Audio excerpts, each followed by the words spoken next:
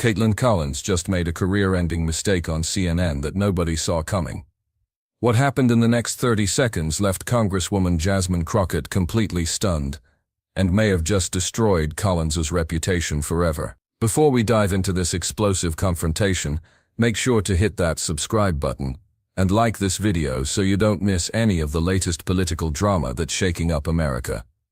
Trust me, you're going to want to see every second of what went down. The CNN studio lights blazed as Kaitlan Collins sat behind her anchor desk, her blonde hair perfectly styled, wearing a sharp navy blazer that screamed authority. It was supposed to be a routine Tuesday night interview on The Source with Kaitlan Collins. The 31-year-old host had built her career on tough questions and fearless journalism, climbing from White House correspondent to primetime anchor in just a few years. Across from her sat Congresswoman Jasmine Crockett, the 43-year-old Democrat from Texas who had been making waves in Congress with her fierce advocacy and sharp legal mind. Crockett wore a burgundy blazer, her natural hair styled elegantly, exuding the confidence of someone who had fought battles in courtrooms long before stepping into the political arena. The topic was supposed to be straightforward, discussing the latest developments in congressional investigations, but Collins had other plans. Her research team had dug up what they thought was damaging information about Crockett's qualifications, and Collins was ready to pounce. "Congresswoman Crockett," Collins began, her voice carrying that familiar edge that had made her famous, "I have to ask you directly about something that's been bothering a lot of people. You've been very vocal about complex legal matters in Congress, but looking at your background, don't you think you're somewhat unqualified to be making these kinds of statements?" The studio fell silent. Even the camera operators seemed to hold their breath. Collins had just thrown down a gauntlet that would change everything. Crockett's eyes narrowed slightly, but her composure remained intact. She leaned forward just a fraction, her lawyer instincts kicking in immediately. This wasn't just an interview question, this was an attack, and she recognized it instantly. "I'm sorry, could you repeat that?" Crockett asked, her voice steady but with an undertone that suggested Collins had just stepped into dangerous territory. Collins, emboldened by what she perceived as uncertainty, doubled down. "I said, given your limited experience in law and politics, don't you think calling yourself qualified to speak on these matters is—" What Collins didn't know was that she had just challenged someone who had spent years dismantling opponents in Texas courtrooms, someone who had earned her law degree, built a successful practice, and then decided to take her fight for justice to the halls of Congress. Someone who had faced down hostile judges, aggressive prosecutors, and intimidating opposing counsel without flinching. Someone who was about to remind America exactly who Jasmine Crockett really was. Behind the scenes, CNN producers were already sensing something different about this interview. The usual dynamic of host controlling guest was shifting in real time. Camera operators noticed Crockett's body language. She wasn't defensive or nervous like many politicians caught off guard. Instead, she had the calm, calculated demeanor of someone who had been in tougher situations and emerged victorious. Collins, meanwhile, was riding high on what she perceived as a successful opening attack. She had no idea that her carefully planned ambush was about to become her professional nightmare, broadcast live to millions of viewers who would witness one of the most spectacular interview failures in television history. The Congresswoman's response would not only shock Collins, but send shockwaves through the entire political world, turning what was supposed to be a routine interview into a masterclass in how to handle media ambush tactics. To understand the magnitude of what was about to unfold, you need to know exactly who these two women are and why this confrontation mattered so much to millions of Americans watching.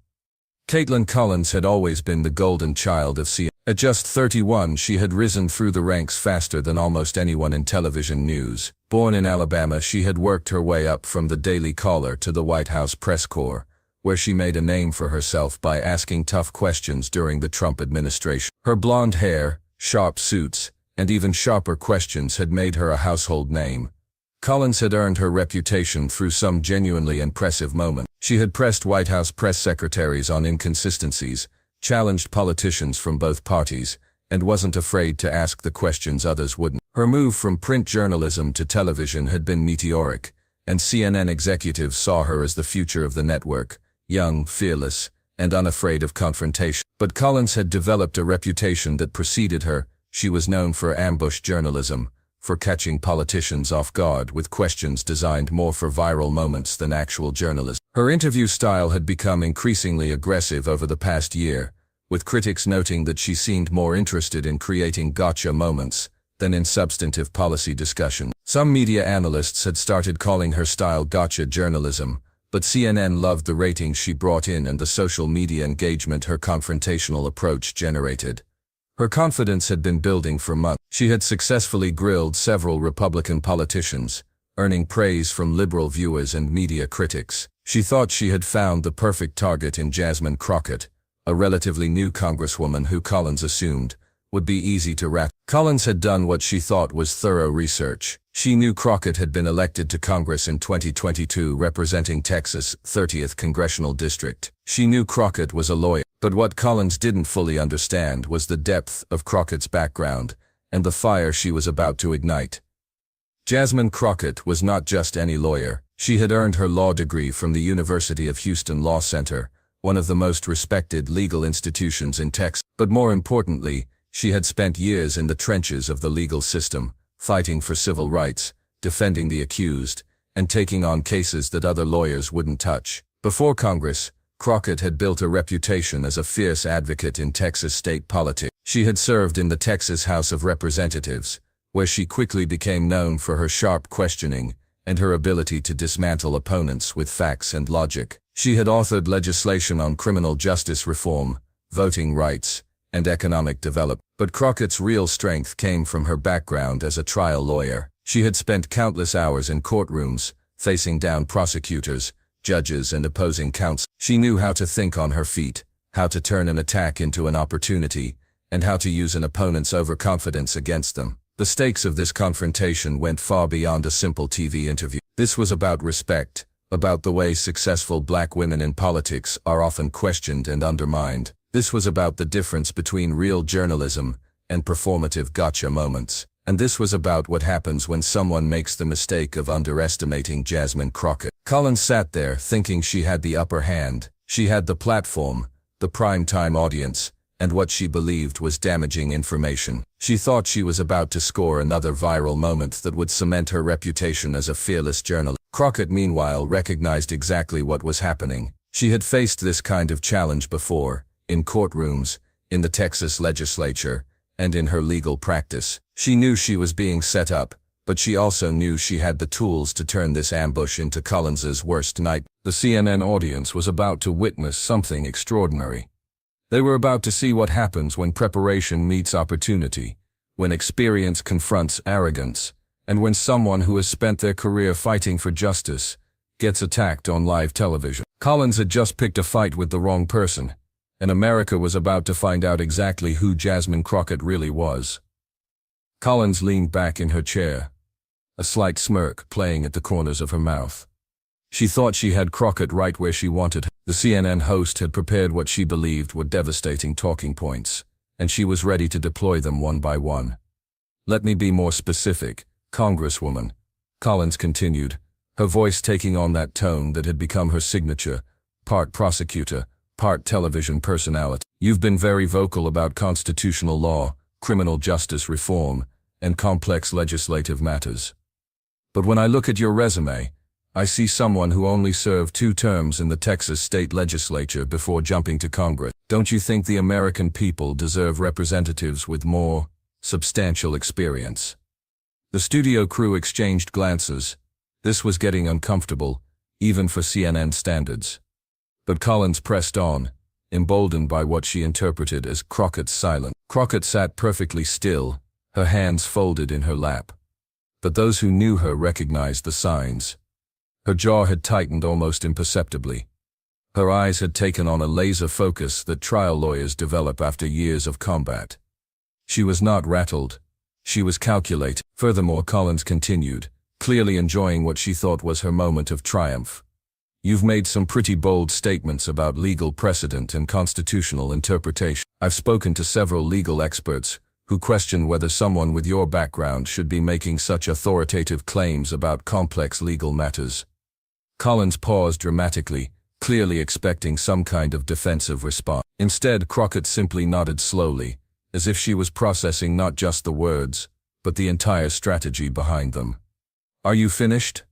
Crockett asked quietly, her voice carrying an ominous calm that anyone who had faced her in a courtroom would have recognized immediately. Collins blinked, momentarily thrown off by the question. "I'm sorry? I asked if you were finished with your questions," Crockett repeated, her tone still measured but with an edge that was becoming more apparent.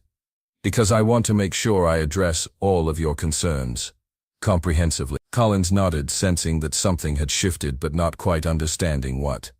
"Yes. I think those are the main points."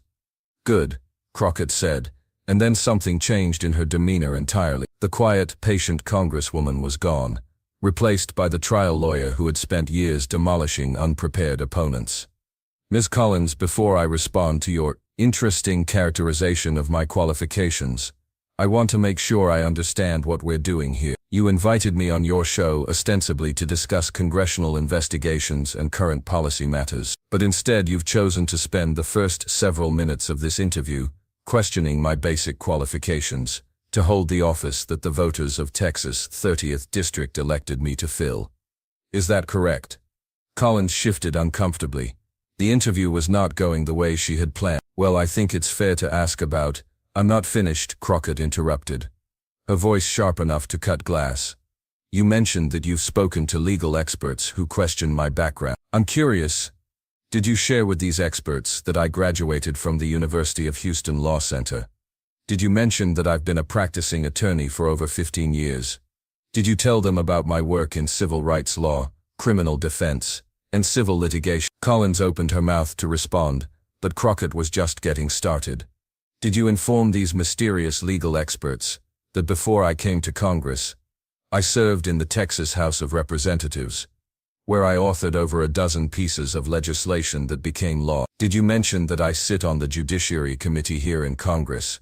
You know, the committee that actually deals with those complex legal matters you seem so concerned about." The studio had become completely silent except for Crockett's voice, which was growing stronger and more commanding with each word. "Or did you conveniently leave out the fact that I've actually argued cases in court, that I've represented clients in complex litigation, that I've spent years studying and practicing the very legal principles you think I'm unqualified to discuss?"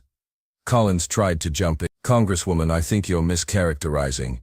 "No, Miss Collins, I think you're the one who's been mischaracterizing. Let me ask you something. What's your legal background? Where did you go to law school? How many cases have you tried? How many pieces of legislation have you authored?" Collins' face was beginning to flush. "I'm a journalist, I don't need to." "Exactly," Crockett said, leaning forward now, her voice carrying the authority of someone who was completely in control.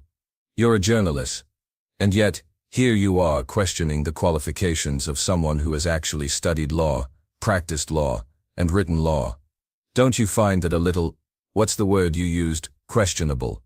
The irony was not lost on anyone in the studio or watching at home. Collins, who had started the interview trying to expose Crockett as unqualified, was now being systematically dismantled by someone who was demonstrating exactly why she was supremely qualified. But Crockett wasn't done. She had spent too many years being underestimated, too many courtrooms being dismissed, too many situations where people looked at her and assumed she didn't belong. This was her moment to set the record straight, not just for herself, but for every qualified woman who had ever been questioned simply because someone else thought they knew better. "Ms. Collins, I want to address something else you said. You mentioned that I've only served 2 terms in the Texas legislature before jumping to Congress. Let me educate you about something. Texas state legislators serve 2-year terms. So when you say only 2 terms, you're talking about 4 years of state-level legislative experience, plus my 15-plus years as a practicing attorney, plus my extensive background in civil rights advocacy." Collins was now visibly uncomfortable, shifting in her seat and looking at her notes, as if they might provide some escape from the systematic demolition of her argument. "But here's what really bothers me about your line of questioning," Crockett continued, her voice taking on a tone that anyone who had watched her in committee hearings would recognize. This was the voice she used when she was about to make a point that would be remembered for years. "You seem to think that experience only counts if it fits into some narrow definition that you've decided upon. You dismiss state legislative experience, you ignore legal practice, you overlook advocacy work. It seems like the only qualifications you're willing to recognize are the ones that fit your preconceived notions." The Congresswoman paused, letting that sink in before delivering what everyone would later recognize as the turning point of the entire confrontation. So let me ask you directly, Miss Collins, what exactly would qualify someone in your expert opinion to serve in Congress? And more importantly, who appointed you the arbiter of those qualifications? The moment that followed Crockett's question was electric. Collins sat there, her carefully prepared attack completely neutralized, facing a question that exposed the fundamental flaw in her entire approach. The hunter had become the hunted, and everyone watching could feel the shift. Collins stammered for a moment, looking down at her notes as if they might contain some magic response that could save her from the hole she had dug herself into. The American people deserve accurate journalism, Crockett cut her off, her voice now carrying the full authority of someone who had spent years in courtrooms, facing down opponents who thought they were smarter than her. And what you've done here tonight is the opposite of that. Crockett reached into her briefcase and pulled out a folder. Collins' eyes widened. She clearly hadn't expected the Congresswoman to come prepared with her own materials. Since you want to discuss qualifications, let's discuss them properly, Crockett said, opening the folder. Let's start with education. I graduated from Rhodes College with honors, then earned my Juris Doctor from the University of Houston Law Center. Miss Collins, where did you study journalism? Collins looked like she wanted to disappear. I studied journalism and political science at the University of Alabama. Good school, Crockett acknowledged with a nod that somehow managed to be both gracious and devastating. Now let's talk about experience. After law school, I worked as a public defender, representing clients who couldn't afford private attorneys. I handled everything from misdemeanors to felonies, from drug cases to domestic violence cases. I've stood in front of juries and argued for people's freedom. I've cross-examined witnesses, challenged evidence, and studied every aspect of our criminal justice system from the inside. She pulled out a document from her folder. Then I moved into civil rights law. I've represented clients in discrimination cases, voting rights cases, and civil liberties matters. I've argued in state and federal courts. I've written briefs, conducted depositions, and negotiated settlements in complex litigation. Collins was now clearly struggling to maintain her composure. The interview she thought she was controlling had become a masterclass in preparation and expertise. After building my legal practice, I decided to run for the Texas House of Representatives because I wanted to change the system from the inside, Crockett continued. During my time in the Texas legislature, I authored and passed legislation on criminal justice reform, voting rights, economic development, and education funding. She pulled out another document. This is House Bill of 186, which I authored to reform bail practices in Texas. This is House Bill 2754, which expanded access to expungement for certain nonviolent offenses.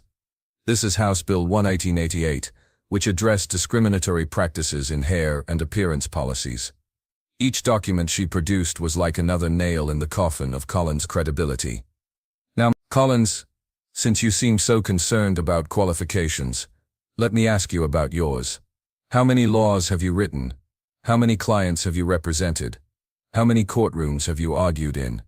How many times have you had to defend someone's constitutional right? Collins opened her mouth, but no words came out. The question hung in the air like a challenge that everyone knew she couldn't meet. I'll answer for you, Crockett said, her voice now carrying a tone of someone who was delivering a final verdict. None. Zero. You've never written a law, never represented a client, never argued in court, never had to defend anyone's rights.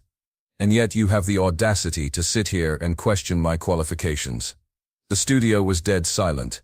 Even the camera operators seemed frozen in place. But Crockett wasn't finished. She was about to deliver the moment that would be replayed millions of times across social media, the moment that would define this confrontation forever. Miss Collins, I want to address something else. You said you spoke to legal experts who questioned my background. I'm curious. Can you name these experts? Can you tell us their credentials? Can you share their specific concerns? Collins looked panicked. Well, I can't reveal my sources. Of course you can't. Crockett interrupted, her voice dripping with the kind of disdain usually reserved for perjurious witnesses. Because they don't exist, do they? This wasn't journalism. This was a hit job. You came into this interview with a predetermined narrative, and you tried to ambush me with questions designed to make me look incompetent. She leaned forward, her eyes locked on Collins with laser intensity. But you made one critical mistake, Ms. Collins. You underestimated me. You looked at me and saw what you wanted to see, a young black woman from Texas who you thought would be easy to intimidate. You didn't do your homework. You didn't understand who you were dealing with. And now you're facing the consequences of your own incompetence. The words hit like hammer blows. Collins' face had gone from flushed to pale, and she was clearly struggling to find any way to salvage the situation. Here's what real qualifications look like, Crockett said, her voice now carrying the authority of someone delivering a closing argument. 15 years of legal practice. 4 years in state legislature. Multiple pieces of successful legislation. Service on the House Judiciary Committee. A track record of fighting for civil rights, criminal justice reform, and economic opportunity. She paused, letting each credential sink in. But you know what the most important qualification is. The trust of the voters. The people of Texas's 30th District looked at my record, my experience, and my vision for the future, and they chose me to represent them. They didn't need your permission, and neither do I. Collins tried one last desperate gambit. Congresswoman, I think you're being overly defensive. Defensive? Crockett's voice rose for the first time, and the power in it was unmistakable. Ms. Collins, I'm not being defensive. I'm being accurate. There's a difference, though I understand why you might not recognize it. The Congresswoman stood up, gathering her materials with the deliberate calm of someone who had just completed a masterful performance. I came here tonight to discuss policy, to talk about the important work we're doing in Congress for the American people. Instead, you chose to waste everyone's time with a poorly researched attack on my qualification. You've embarrassed yourself, you've embarrassed your network, and you've demonstrated exactly why so many Americans have lost trust in mainstream media. She looked directly into the camera, addressing the audience at home. To the viewers watching tonight, you deserve better than this. You deserve journalists who do their homework, who ask substantive questions about policy and governance, who treat elected officials with the respect that the democratic process demands. What you witnessed here tonight is the opposite of journalism. It's entertainment masquerading as news, and it's beneath the standards that we should expect from our media. Collins sat there, stunned into silence, as Crockett delivered her final blow. Collins, next time you want to question someone's qualifications, I suggest you start by examining your own. Good evening. And with that, Congresswoman Jasmine Crockett walked off the CNN set, leaving behind a host who had been completely and utterly demolished, and an audience that had just witnessed one of the most devastating takedowns in television history. Within minutes of Crockett walking off the CNN set, social media exploded like a digital atomic bomb. The footage of her systematic destruction of Kaitlan Collins spread across every platform faster than anyone could have imagined. The hashtag John Crockett Destroys Collins started trending on Twitter within the first hour, accompanied by Qualified Queen and Lawyer Up. The clips were everywhere. TikTok, Instagram, YouTube, Facebook, each platform amplifying the moment in its own way. A prominent civil rights attorney tweeted, "I've watched Jasmine Crockett in action for years. This is exactly who she's always been. Brilliant, prepared, and unshakable. Collins picked the wrong fight with the wrong woman." The tweet got over 50,000 likes in the first 2 hours. Conservative commentator Charlie Kirk, not typically aligned with Crockett politically, posted, "Politics aside, that was a masterclass in preparation defeating ambush journalism. Collins got schooled." Even that got thousands of retweets from people across the political spectrum, who recognized excellent debate skills when they saw them. But the real explosion came from everyday Americans, who saw something in Crockett's response that resonated deeply. A viral TikTok video from a young black woman lawyer got over 2 million views. This is what it looks like when someone tries to underestimate a black woman who's done the work. Jasmine Crockett just became my hero. The response wasn't limited to social media. Cable news networks across the spectrum were forced to cover the story. Fox News, typically critical of Democratic politicians, found themselves in the unusual position of acknowledging Crockett's performance. Tucker Carlson, in a rare moment of bipartisan recognition, said on his show, "Politics aside, that was a clinic in how to handle an unprepared interviewer." Collins walked into a buzzsaw of her own making. Even late-night comedy shows got in on the action. Stephen Colbert dedicated an entire segment to the confrontation, complete with dramatic reenactments. "Kaitlan Collins learned something important last night," Colbert quipped. If you're going to come for someone's credentials, maybe check your own first. It's like challenging LeBron James to a game of basketball when you can barely dribble. Saturday Night Live announced they would be featuring the confrontation in their cold open, with cast members already rehearsing their impressions of both Collins and Crockett. The sketch, when it aired, became one of the most watched SNL segments of the year. International media picked up the story as well. The BBC ran a piece analyzing American political journalism, using the Collins-Crockett confrontation as an example of what they called performance journalism, overtaking substantive reporting. Le Monde in France published an editorial questioning whether American television news had become too focused on creating viral moments rather than informing the public. The memes came fast and furious. One showed Collins at the beginning of the interview labeled confidence, and at the end labeled regret. Another featured Crockett with the caption, "When you come for the Queen you better not miss," and Collins missed by miles. Legal Twitter went absolutely wild. Law professors, practicing attorneys, and legal analysts all weighed in on Crockett's performance. A Harvard law professor tweeted, "Perfect example of why you never challenge someone's credentials without doing your homework first." Crockett's response was textbook advocacy. She controlled the narrative, presented evidence, and delivered a closing argument that was devastating. Meanwhile, CNN was facing a crisis. The network's phones were ringing off the hook with complaints about Collins' ambush tactic. Media critics who had been watching Collins' rise were suddenly questioning whether her aggressive style had gone too far. A media analysis piece published that night by the Columbia Journalism Review was particularly brutal. Collins' attack on Crockett represents everything wrong with modern television journalism: the pursuit of viral moments over substantive reporting, the privileging of drama over information, and the dangerous assumption that preparation can be replaced by aggression. But Collins wasn't going down without a fight. Late that night she posted on social media, "I ask tough questions. That's my job. If politicians can't handle scrutiny, maybe they shouldn't be in politics." The response was immediate and merciless. Thousands of replies pointed out the difference between tough questions and unprepared attacks. One particularly viral response read, "Tough questions require preparation and substance. What you did tonight was lazy journalism, disguised as toughness." Jasmine Crockett exposed that. The next morning brought even more fallout. Morning shows across all networks were discussing the confrontation. Good Morning America brought on a panel of journalists to discuss the ethics of Collins' approach. Morning Joe spent an entire segment analyzing how the interview went wrong, but perhaps the most telling response came from CNN's own legal analyst, who appeared on Anderson Cooper's show the following night. "Look, I know Kaitlan, and she's usually better prepared than, but what happened last night was inexcusable. Jasmine Crockett is exceptionally qualified, more qualified than most members of Congress, frankly. To question her credentials while being so unprepared about her actual background was journalistic malpractice." The political implications were immediate and far-reaching. Democratic leadership rallied around Crockett. Speaker Nancy Pelosi issued a statement. "Congresswoman Crockett demonstrated last night why she's such a valuable member of our caucus. Her expertise, preparation, and grace under fire are exactly what we need in Congress." But the support wasn't limited to Democrats.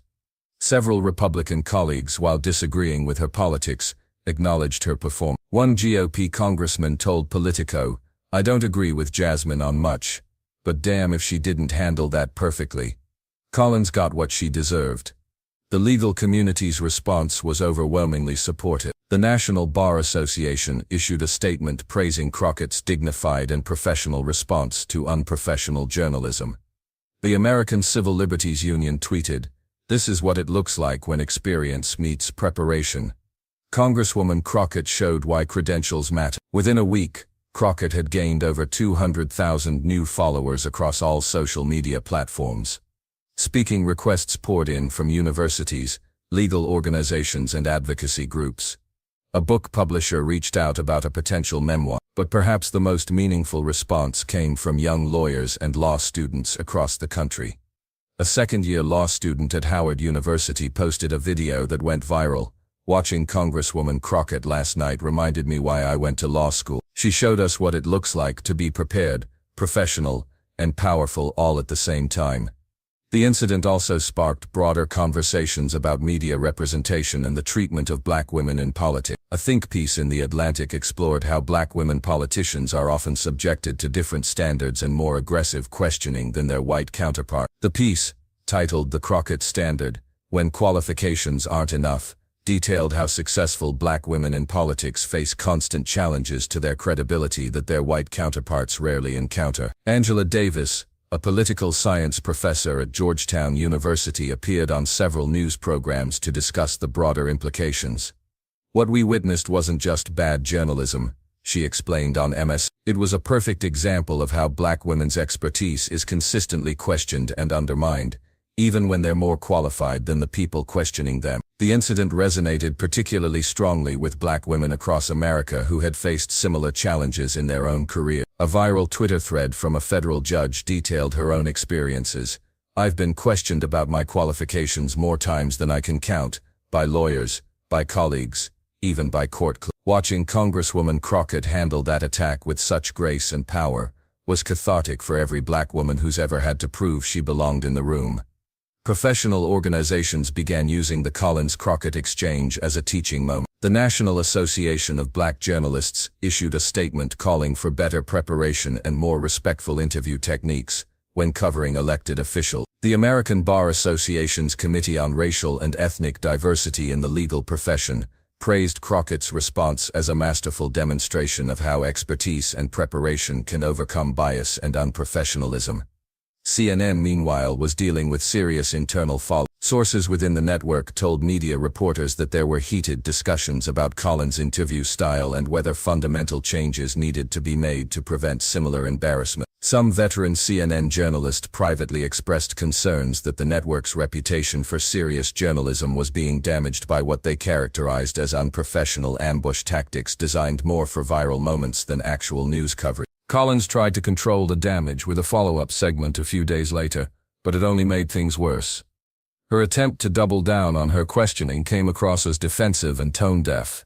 Social media users quickly dubbed it Collins's second mistake. The long-term implications were still unfolding weeks later.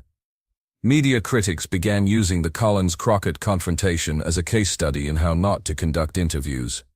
Journalism schools started incorporating the incident into their ethics curricula. Columbia Journalism School announced they would be adding a new course called Preparation versus Performance: Ethical Standards in Political Interviewing, using the Collins-Crockett exchange as the central case study. The Poynter Institute, a respected journalism think tank, published a comprehensive analysis titled, "When Ambush Journalism Backfires: Lessons from the Collins-Crockett Interview." The piece became required reading at several major news organizations as they reassessed their interview standards and practices.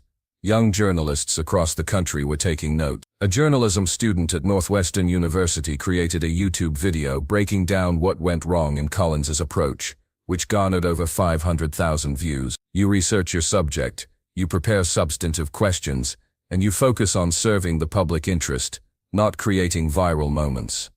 Professional journalism organizations began hosting panel discussions about the incident. The Society of Professional Journalists organized a virtual symposium titled Accountability versus Ambush: Finding the Right Balance, featuring prominent journalists, media critics, and political communication experts. For Crockett, the moment had transformed her from a respected but relatively unknown congresswoman into a national figure. Her committee appearances began drawing larger audiences. Her policy positions got more media coverage. She was invited to appear on major Sunday morning shows, not to defend her qualifications, but to discuss substantive policy issues.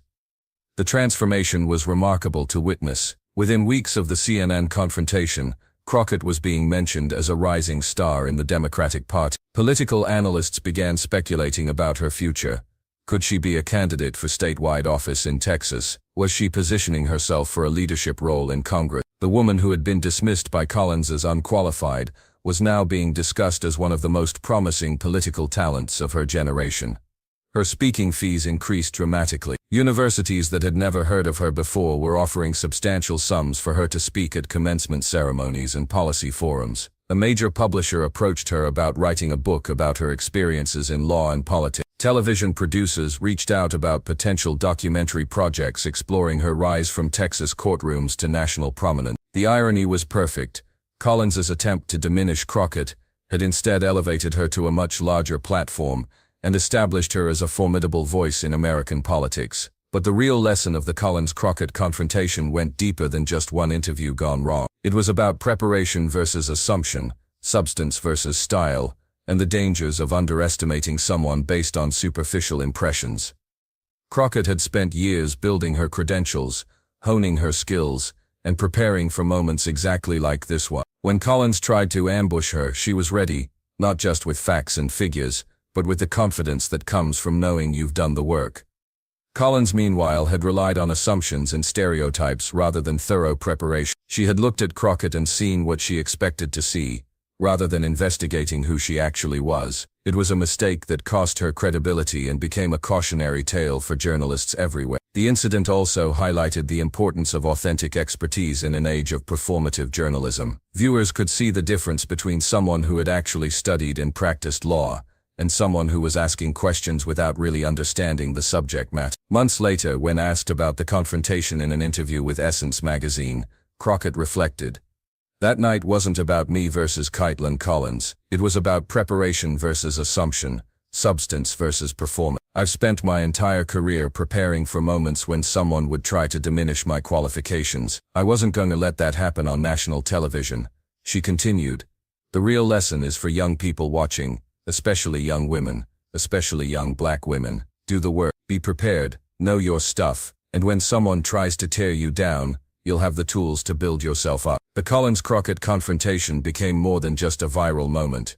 It became a masterclass in how preparation, expertise, and composure can triumph over aggression and assumption. It reminded America that credentials matter, that experience counts, and that sometimes the person you least expect to be formidable turns out to be the most prepared person in the room. And for everyone watching, it was a reminder that in an age of sound bites and gotcha moments, substance still matters. Real qualifications still count. And sometimes, justice comes in the form of a perfectly prepared Congresswoman systematically dismantling an unprepared journalist on live television. Thanks for watching this incredible political showdown unfold. If you enjoyed seeing Jasmine Crockett absolutely demolish Kaitlan Collins with facts and preparation, make sure to hit that like button and subscribe for more explosive political content. We'll keep bringing you the moments that define American politics, the confrontations, the victories, and the lessons that shape our democracy. Don't miss the next viral political moment that everyone will be talking about. Subscribe now and turn on notifications so you're first to see the action.